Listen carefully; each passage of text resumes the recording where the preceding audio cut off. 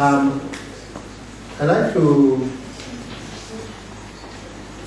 take note of the Kenyans in the House and the representation of people who live in Kenya and understand the situation of Islam and Christianity in Kenya.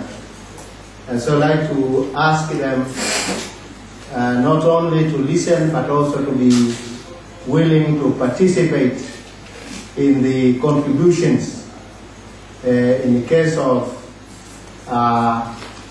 any information that I am likely to leave out.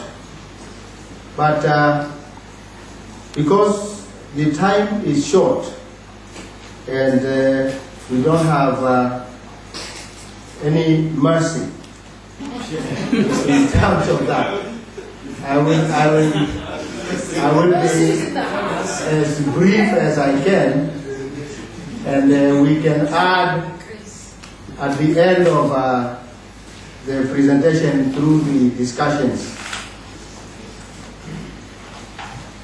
I'd like to begin by giving a brief history of the arrival and spread of Islam and Christianity in Kenya. And as the picture you see on the wall now is a picture of one of the oldest mosques still standing. It has no roof. The roof used to be concrete, but it sunk because of its weight. It's a mosque that was built as early as 1555. It's an old mosque. But Islam came to Kenya through two ways. One was the Indian Ocean, where Arab Muslims came through sailing in dhows and settled in Lamu, settled in Malindi, settled in Mombasa, and started communities of Muslims. And at that time, Islam was mainly for those foreigners. Because they came as traders, most of them were not very much interested in evangelizing at that time.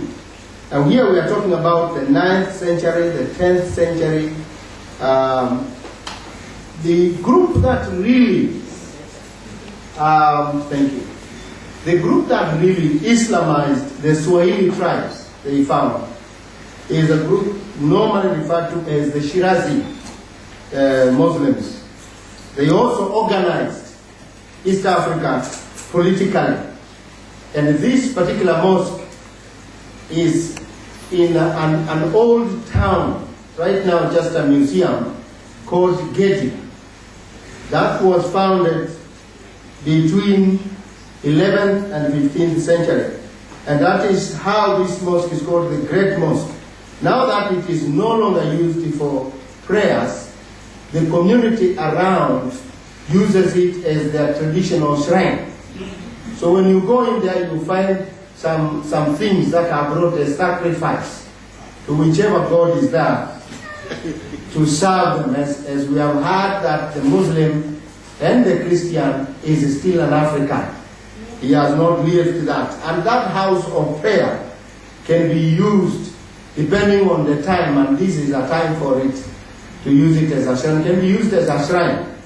And so alongside the mosque, there is also a shrine. The other oldest mosque is in a place called Tiwi, and next to it again is a traditional shrine. Now the mosque in Tiwi is actually still in use. The roof is still intact, but it's of the same age. But after that, there was an interruption by the Portuguese. There was an interruption by the Portuguese, and I'll talk about that later. But the last group that came and really did evangelize and Islamize East Africans was a group of colonialists, not just people who are interested in towns, but these who are interested in power and colonization. These were the Omanis, the Omani Imams. They came to the picture in around 1698, and they were able to kick out the Portuguese who were there, who had interrupted them as a Christian force, and established a colony that ran from modern-day Mogadishu to a town called Sofala in Mozambique, about 2,000 miles long.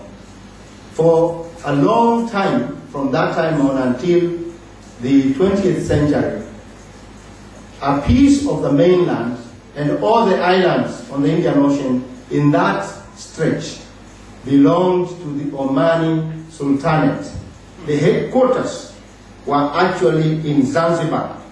The headquarters were in Zanzibar, established by Said bin Sultan al-Buseri. When he became Sultan of Oman, he moved his seat of power to Zanzibar in 1837 and then colonized that stretch. The Christians arrived in East Africa at the earliest 1497 in the name of Portuguese explorers, but also they came with priests at the same time. And they built a chapel that I'd like to show you. So where is that friend of mine? Another Kenyan. Let's have the Kenyan Union here. Get me the other picture if you can. Of the Vasco da Gama pillar, which stands there as a silent witness. You can see the cross on top. And the Portuguese chapel, which is no longer being used for prayers, but became a cemetery for some time, and now it's simply a museum. But this is the evidence of Christianity in East Africa in the 15th century. Still standing. The Portuguese did not just build this pillar and the Portuguese chapel, they also built a fort in the town of Mombasa. Originally, the name of the fort was Jesus of Mombasa, later on renamed Fort Jesus. Still standing now as a museum again, was used as a prison by the colonialists for some time. But again, those are the earliest evidences of Christianity, and they did convert people.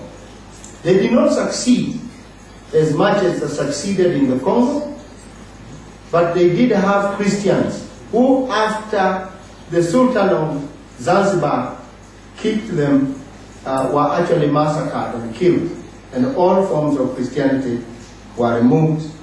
And for about 150 years, there was no viable witness in East Africa. But on May 5th, 1844, Ludwig and his friend Johannes Redman landed in Mombasa and started the modern or the current evangelization of Kenya. That is still going on. That time, Ludwig quickly did several things. He learned Swahili and translated the New Testament into Swahili and wrote a Swahili dictionary of about 4,000 words that time. He also went and preached among the Swahili tribes around there. There were Digo, there were Giriama, and they founded a mission station in an area called Rabai Mpia. Other mission organizations, Kraft had come with this CMS. Other mission organizations followed, more missionaries from CMS, the Methodists joined, the Roman Catholics, the Scottish mission that founded the Presbyterian Church of East Africa,